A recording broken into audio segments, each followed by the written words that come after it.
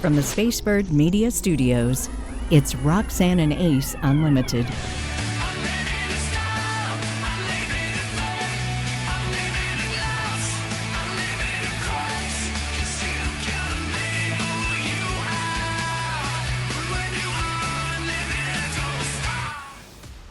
Welcome to Roxanne and Ace Unlimited, where you get best friends for a long, long time who get together to discuss Jesus, primarily.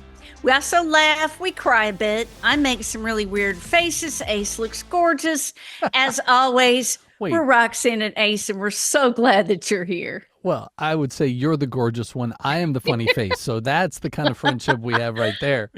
Thanks to My Brother's Cup and Birmingham Mortgage Group. We got Rev Geoff Evans coming up a little bit later in the show. But as we get ready for the holidays, I know your house is already tricked out. Like you are in full Christmas mode. I asked my husband if he minded. This is really unusually early. And he said, go ahead. It took 12 hours. I have 5 trees, including an all-white tree, a traditional tree, a flocked tree, and I've done a woodland animal fantasy forest tree. Yeah. It's so much. I love that. Well, and it's funny. I think the only tree that I have seen up is my daughter's best friend's mom. They put up their Detroit Lions tree. So it is all blue, and it's got every kind of ornament because they're celebrating how the Lions are having a great season. So I thought, I was like, well, hey, you know, that's the thing is everybody wants to just like have a tree, just leave it up all year, and then just you create whatever theme you want, right? You know, you could do Valentine's, you could do Vols, you know, you could do a lot of things. You know, a lot of people do that. They have a Halloween tree. They have themes. My house is a little bit too small for that. I think 5 trees in this little house just for a short period of time is probably all that we can do. We're going to start out tonight, Ace, with one of my favorite parts of the Bible. I love Joseph. You never hear Joseph complain. Yeah. And one of the things, and I did a whole sermon on this once, so I love the scripture, Genesis 39:1-2. It's talking about how Potiphar, an officer for Pharaoh, goes to pick up Joseph. And there's Joseph in the city square being sold into slavery. He's naked. I mean, he's naked in the city square. And what does scripture say? The Lord was with Joseph. He was a successful man, and he was in the house of his master, the Egyptian. And I thought, wow, this is how success is really defined. Why? Because scripture says God was with Joseph. And in the rat race, you see it right now. People are already Christmas shopping. There was like a little bit of frenzy going on today. Yeah. And I'm asking the clerks, are people already shopping? They're like, oh, you wouldn't believe it. It's crazy. You know, God's definition of success is contrary to the world's. It's so true. Well, and the thing too is, you know, as we look at stories in the Bible and how it relates to us, is if you don't even necessarily see yourself in the same situation, but the same sentiment, right? Like, you know, you may not have brothers that picked you up and threw you in a well, but you have people who have turned their back on you, or you've had, you know, been wrongly accused of something and, you know, maybe lost a job or lost some friends or relationships because of it. And to have the attitude of Joseph, and then to see it replenished in the way that it was, and the way that it was restored, is another way for us to pray. You know, Lord, work in my life as you did Joseph. Or even if nothing else, you have something to look forward to because he works in all of our lives that way, whether we want to acknowledge it or not. Well, we know who we belong to. Yeah. And ultimately, when we have him, we are successful. And for me, there's peace and there's rest in that from the rat race. You know, I am a type A, very goal-driven person. I had every 5 years down the line plan. By this age, I'm going to have a house. Yes, it's going to have the white picket fence. By this age, I'll be married. By this age, I'll be a mother. By this age, I'll be in this radio market doing this. Yeah. And a lot of it came true because of a lot of hard work and some sacrifice and a little bit of luck, because half that time I wasn't even a believer. But wow, the pressure. Yeah. And that scripture just reminds me of what is truly important. Yeah. And it's the love of God and the love of each other, our neighbor and ourselves. It's just really pretty simple. Now, Mm. what isn't simple is being a parent. And new research shows humor makes you a much better parent. And I couldn't wait to discuss this with you, Ace, because Yeah. I can see you being silly with your girls. Yeah.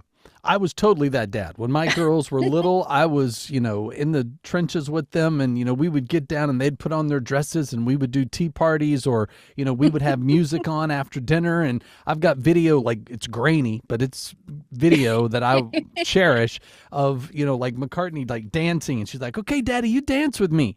And I'm like, absolutely. And, and of course, that's when they're at the age that everything you do is funny and fun and, loving and all that, because then at some point when the pendulum shifts and they become teenagers and you're just annoying all the time, it is humor that gets us through it, right? We try to find, because I think I try to do that. I mean, I did that with the girls when they were teens, but I definitely try to do that with Ryan and Mia when they're feeling stressed out or overwhelmed or whatever. Try to find humor in the situation or fun in the situation, because again, you get to do the things that also will bring you stress. So if you cut the thing you love, well, yes, the stress goes away, but then also the thing you love, right? So I am a huge fan of any kind of humor. And there was a moment, and this was a total God orchestrated too, of when we used to do the elf on the shelf, right? And the rule is Yes. the kids aren't allowed to touch the elf or Santa doesn't come. Well, we had some friends over when I was living in Michigan, and one of the girls' friends had touched the elf. Well, all of a sudden, like, we're having dinner with, all the adults are in one room, kids are in the other room.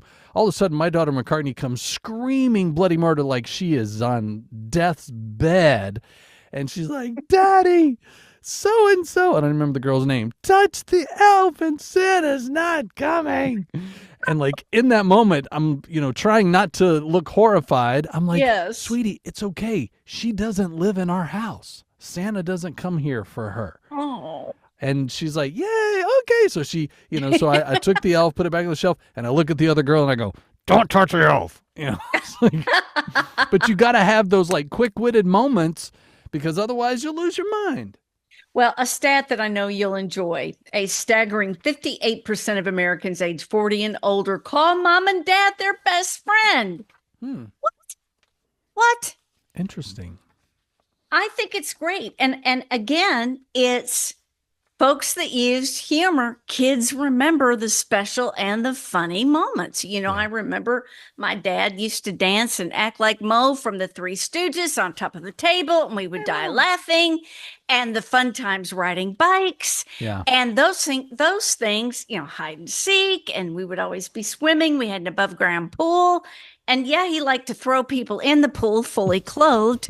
But wow, when you're laughing, what a difference it makes. And who'd have thought you could go through a mortgage meeting laughing? But it happened. It's true. I was scared.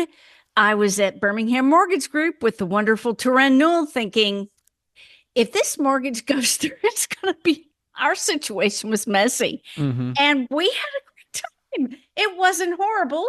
And I'm in my house. Yeah. How about you, Ace? Well, it's fantastic. I mean, I remember even before the house was even on the market, being able to talk to Turan and get that approval, and to also know that he's working as a broker, he's getting you the best rate. And if there's any kind of program that fits your unique situation, he's going to let you know and get you signed up before you even have a chance to be told about it. So if you want to find out about how to get pre-approved, Alabama and Florida families definitely benefiting right now, but let him be that broker for you. If you set up your appointment, easy to do, 205-259-1656 or bhammortgage.com. There are some yellow flags, not a red flag when it comes to dating, but yellow flags, cautionary tales, things that if they happen, you need to kind of think twice. When you're dating somebody and they describe all their exes and all the exes are evil, scary, horrible, all of them have that in common. Yeah. It's a little scary. My theory is this: no matter what happened in the breakup, it's never just one person. Right. I firmly believe that. Yeah.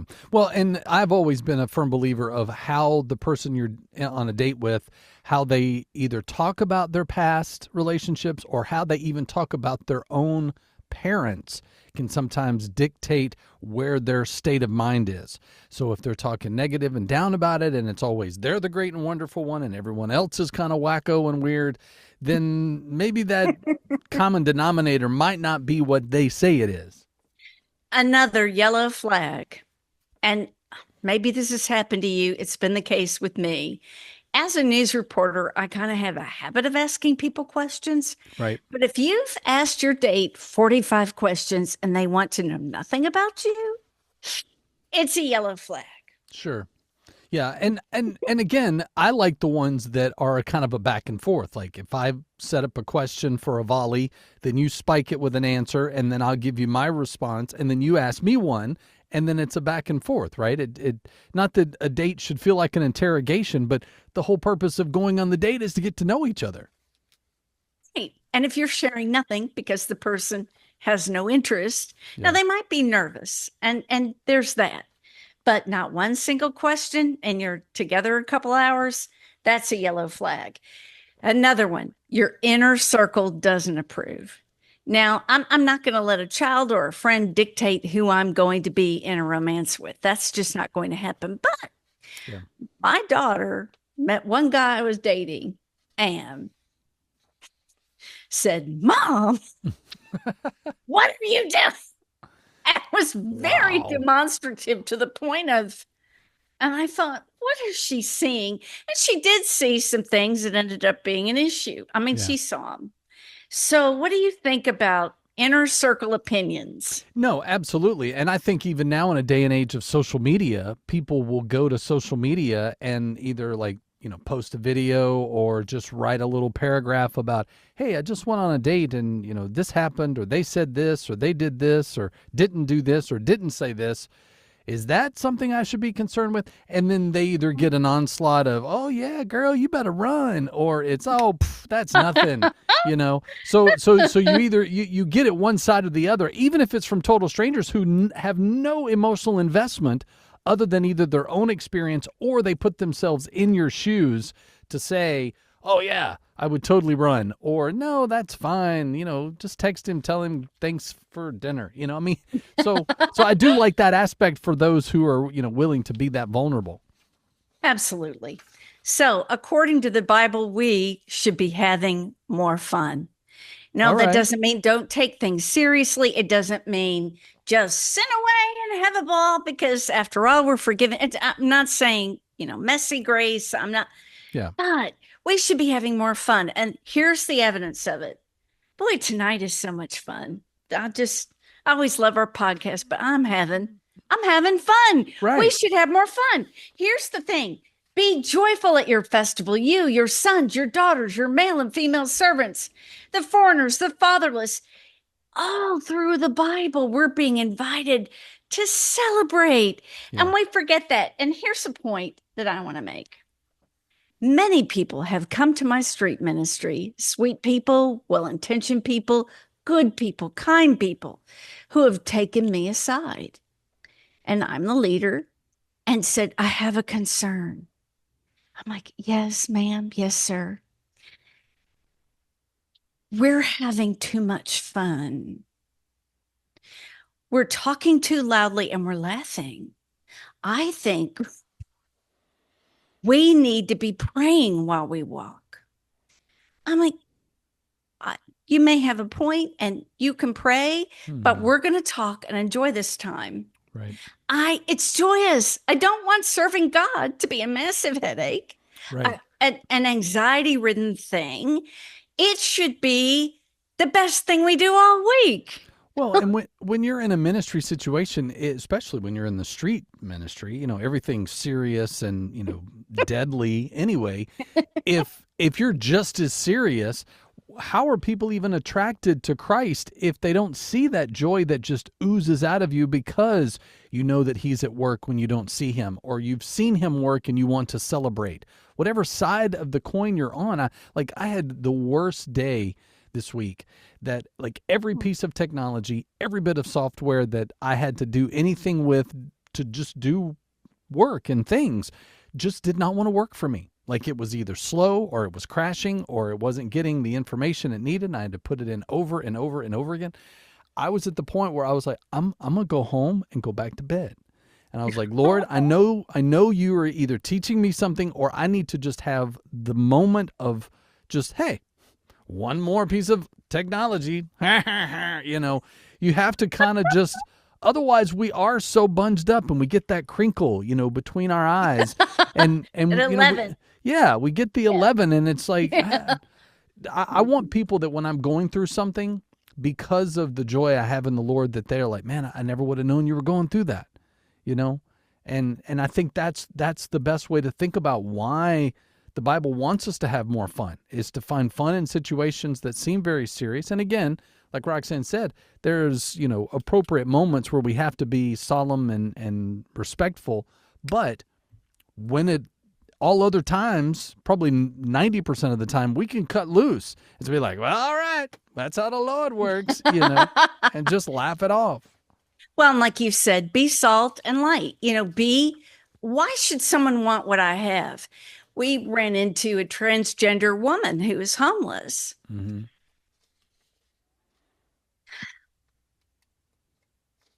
There is no shelter space for her. Mm-hmm. What she expected was hate and judgment. You know what the Bible says, and blah, blah, blah. And she has enough of that already, because a lot of the drug dealers and some people down there do not want to see her coming. Yeah. They don't want her to be alive, to be honest. And what works more than me trying to figure her out or have some issues is saying, can I hug you? What's going on with you? Yeah. How can we help you? And I've gotten some blowback. I've shared some of that, and some people have kind of torn me up one way and down the other. God didn't intend for la la la. Yeah. Well, you know what? She told me. I've asked God to forgive me, and I know the Lord. Mm. And it was another reminder that joy and kindness and peace and love, that's what I want to be. So good.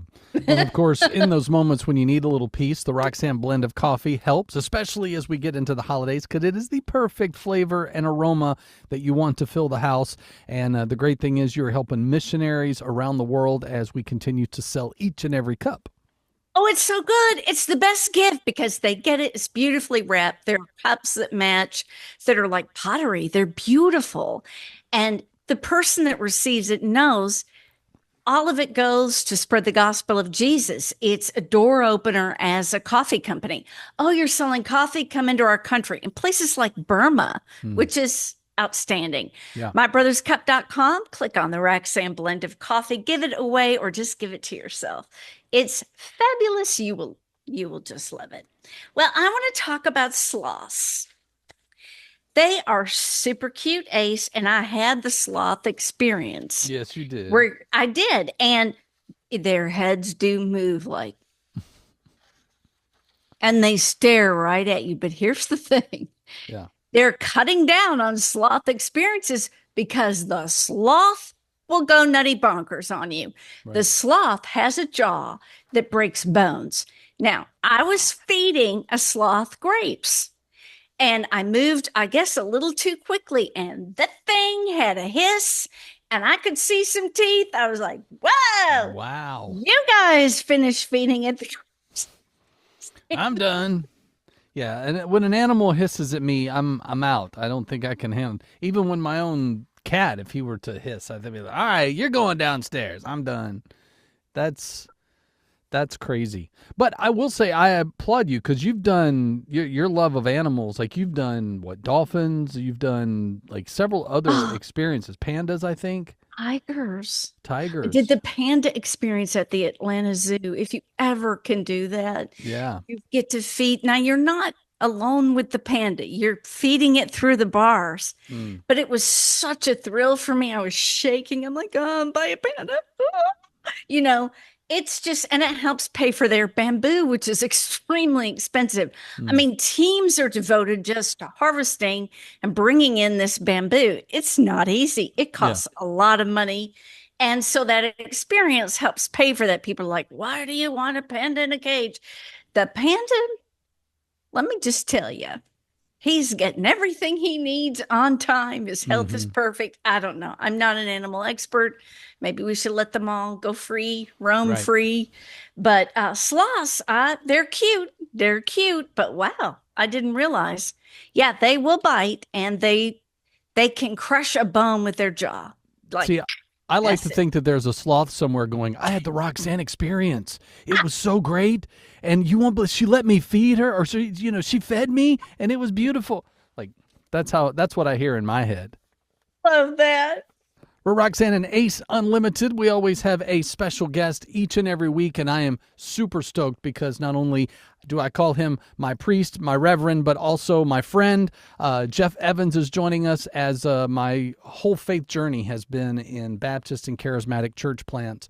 So to be doing that now as an Episcopalian is an experience all its own. There's things that we learn and there's things we get to do, and being able to walk alongside what's happening in McCalla, Alabama is my favorite thing right now, just as God is opening doors, and it's been a great year. So we welcome to the show Reverend Geoff Evans. How are you? I'm doing great. Thank you all for having me. Went to Riverside Episcopal Church in McCalla, Alabama. I was going to check out my buddy Ace that I've been friends with forever. And I knew you'd be performing, and I knew your lovely wife Tawny would be singing. And I was super excited, but blown away by the message. And so then I, being the nerd that I am, listened to every single podcast.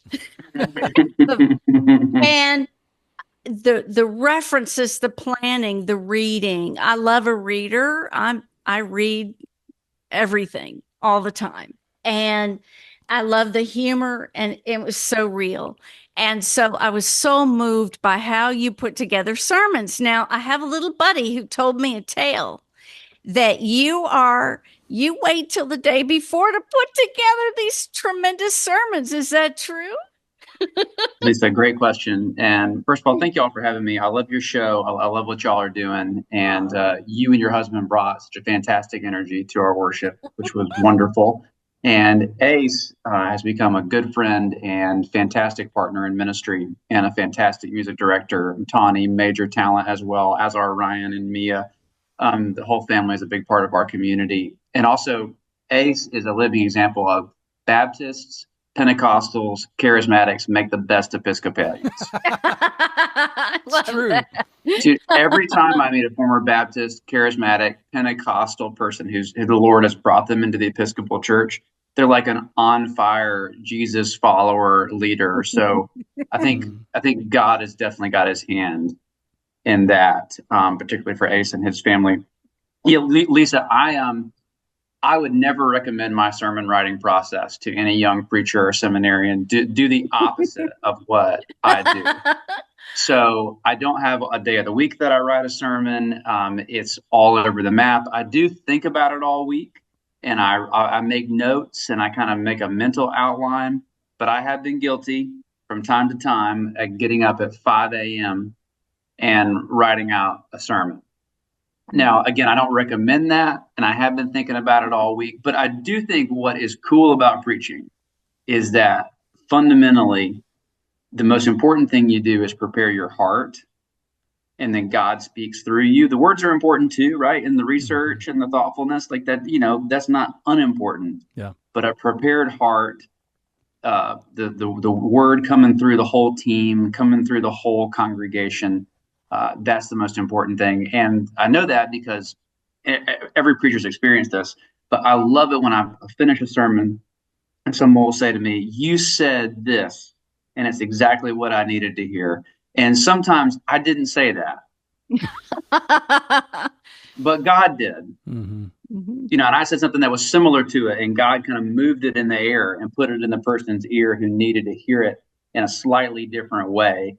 And that's why preaching is like the most fun activity known to man. It's the part of my job that I would do for free because it is pure joy. And I think of it as a spiritual discipline. So I guess part of what I'm saying is even the Sunday that I get up at 5 a.m. and write it, I've been writing in my head all week, which is probably how a lot of folks are.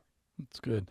So, Geoff, as a part of a church plant, which is new to you, what do you feel like you've learned either in your own faith or as a preacher that you didn't expect as a part of this process? So many things. So this is my first time to worship Sunday in, Sunday out in a non-traditional space, in a cafeteria space. And you think about a traditional church with big stained glass and stone altar and wood carving. That's communicating so much to the congregation, right? It's communicating so much holiness and sacredness and intention and all the history of the people who've prayed up that space, in some cases over a couple hundred years. Something about being in that cafeteria space without all of that, to me, if I focus more on the person of Jesus and the movement of the Holy Spirit and the power of the community here gathered. So to me, it's kind of a clarifying thing. Like I find myself sometimes in worship, like literally just picturing Jesus' face. And I love that. I didn't decide to do it. I just started doing it. And I think it's a function of the whole church plant experience, right? Where you're like, you're out on the edge. You're worried, is this whole thing going to fall apart? And it's pushing you into him, right? It's pushing you to trust in him, to focus on him in the worship. And it's made me really grateful for that. I would also say too, when I go to more traditional churches now and preach or hang out, it's changed my perspective on them, right? So sometimes I'll walk around in an established church and I'll be like, guys, this parish hall is amazing. They're like, what do you mean? I'm like, this thing is big and it's paid for and you can pack out ministry in this thing. So it's really changed my, also I'll say one more thing too, Ace, is that I really had never fully appreciated when you turn up at a church that generations of people have worked and prayed and given to make that church a reality, right? So I'll go to one of our churches that's been around for 200 years, 300 years in the Diocese of Alabama.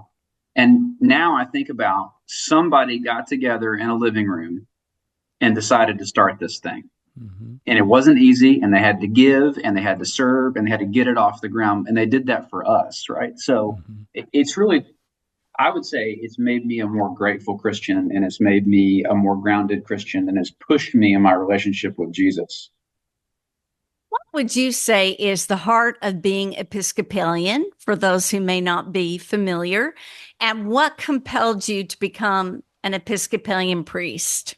Oh, Lisa, what a great question. I've been waiting my whole life for that question.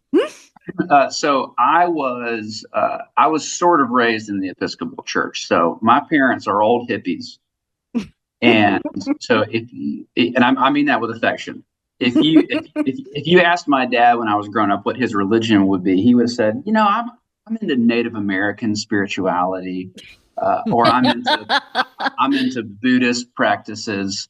Now there wasn't a lot of Native American spirituality or Buddhist practice actually practiced in our house, right. But it was a house of ideas and openness. But when I was 8, my parents decided we needed some kind of more formal religious foundation, and they were attracted to the Episcopal Church and its reputation for being bookish and kind of open-minded and curious. And so we ended up in the Episcopal Church. But what that meant was I grew up with a much firmer foundation in Buddhism than, say, like the Old Testament.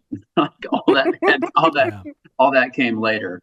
Now, what keeps me Episcopalian is I love being a part of an ancient tradition. So when we come together in McAdory Middle School in the cafeteria, our worship is according to this thing called the Book of Common Prayer, which was first put together in 1549.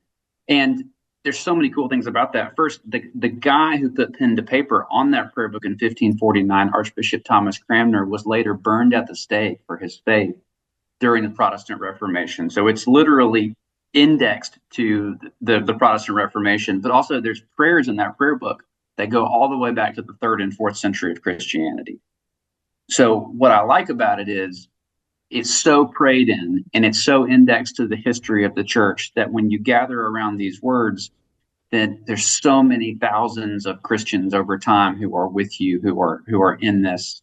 So at the same time, it's this amazing document where there's a lot of space, right? So Ace does a beautiful job of programming very contemporary music, right? Music that you would hear on the radio. Something about that laid into a worship service that includes prayers from the third century is particularly exciting to me. So when we're at our best, and we are often not at our best in the Episcopal Church, we're just like every other branch of Christians, we got some real hangups and some real problems.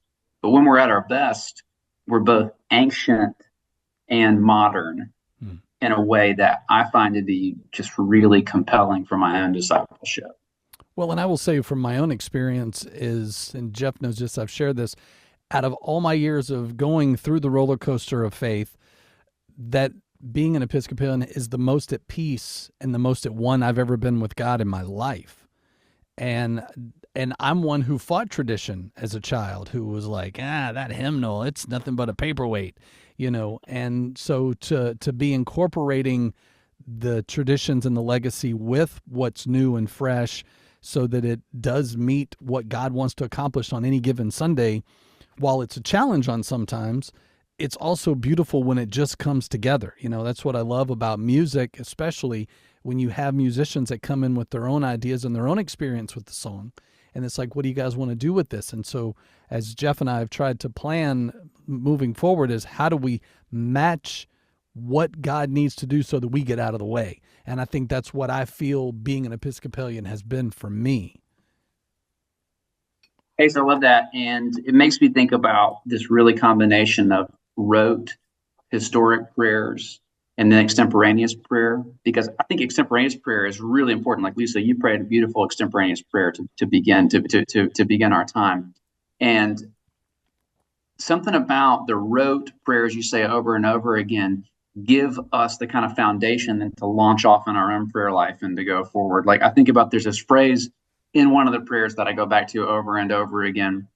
You pray, God, that help me that having done your will with cheerfulness while it was day, when the night comes, rejoice to give you thanks.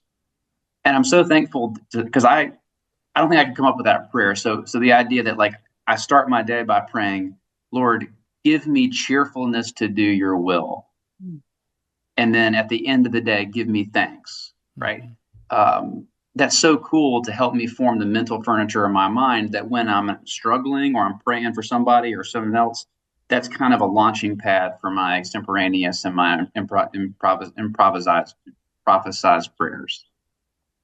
Yeah, 40 million people are depressed. There's so much angst in the world. There is horrible war where children are being killed.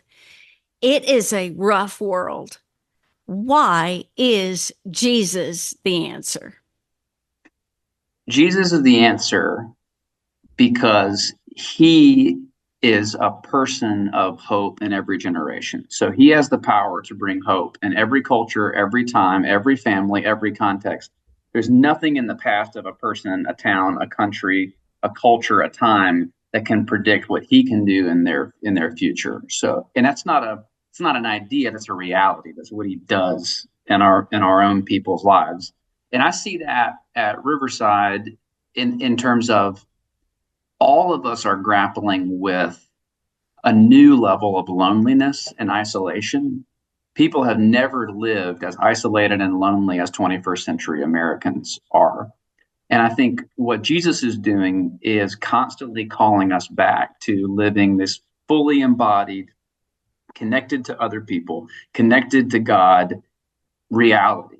And, I've been talking about how much I love the Episcopal Church, and I really do, but I just love church, period, right? Where people come in and say, despite all the pressures of the world, I can't figure out my own life. I've tried and I have failed. I cannot figure out my own life. I need help from you, God. I need help from these people around me. I'm here to be helped. I'm here to be loved. I'm here to be changed. And so I wish every person in this country had a really fully fledged relationship to God in the church, because I think that is a way back to hope from this deep sense of isolation that all of us are feeling, which makes us punchy and angry and lonely and depressed. And the cool thing about Jesus, man, is that he has been addressing these problems which we're experiencing like forever. They're new to us, but they're not new to him. Reverend Geoff Evans has been our guest. Of course, if you want to find out more about him and his ministry, or just to find out more about what's happening at Riverside McCullough, I'm going to shamelessly plug my own church. But riversidemccullough.com is how you can find out more. We do have a podcast for all of the homilies, so you can go and do like Roxanne as a new fan and just binge and make it your new thing. But Geoff, thanks so much for your time and your wisdoms, man. Thanks for having me. Y'all are doing awesome work. Roxanne and Ace, unlimited time to talk about our vibes. What's our vibe? It's what we are into. And this week, Ace, you go first. All right. Well, I'm going to maybe even potentially, I fear that I may be stealing your vibe, but we'll see what happens. And it'd be the first time, maybe not the first time we've had the same vibe, but the new Tom Hanks movie Here. Yeah. I haven't seen it yet. It's not at my theater. Okay, so it's not our vibe. So, all right, so I won't say anything to ruin it other than the fact that to think about a Robert Zemeckis, now we're talking about the guy who did Forrest Gump, Back to the Future, many other films, giving a one-shot perspective of the inside of a home as it's changed through the generations. And the thing that's beautiful about it, it's not just about, oh, yay, it's Forrest and Jenny back together. Like, I mean, yes, Robin Wright, Tom Hanks playing the leads, but the story of the families through time, even before their family takes that house, it's just really beautiful to think about how God orchestrates land to what is going to be, whether it's something historical or something that's, you know, pop culture oriented or just family in general. And so it's just it flows like a play, like it has that feel to it, but it's well written and just you're going to evoke every emotion possible. So if you're looking for something good as we head into the holidays, that's a family film oriented, there's a little bit of, cursing in it, but for the most part, it just tells a beautiful story about the things that matter. We could get caught up in, well, I didn't get to do this or I had dreams of that, but the ultimate goal really is to leave a legacy of love.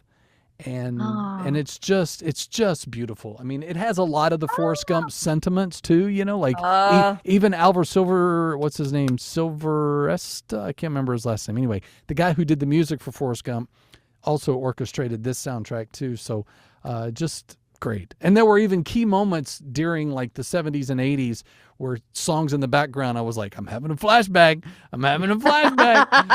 But definitely go see it. So what's your vibe?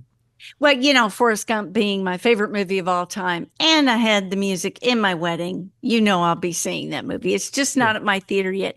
I saw Evolution, and I like sort of end of the world, how do the few people that are left live stories. I just like that. Yeah. And the premise is they have to go to the higher evolutions, and whatever has devoured most of the world can't go up as high as they are. Oh, okay. And it's how they handle and I can't say much without giving it away, but it's a very exciting movie. I enjoyed the acting. If you like to get in and really have some adventure, some thrilling moments, I think it's a really good movie. I'm digging it. All right. Well, now that you're all caught up on the weekend, now you can let yours begin. And thanks again to My Brother's Cup, Birmingham Mortgage Group, and Reverend Geoff Evans for being a part of the show. Roxanne, have a good weekend. I love you. I love you too. You've been listening to Roxanne and Ace Unlimited. To make sure you don't miss future shows, you can subscribe anywhere you like to podcast and catch up on anything you've missed. Find out more at roxanneandace.com. Roxanne and Ace Unlimited is a production of Spacebird Media.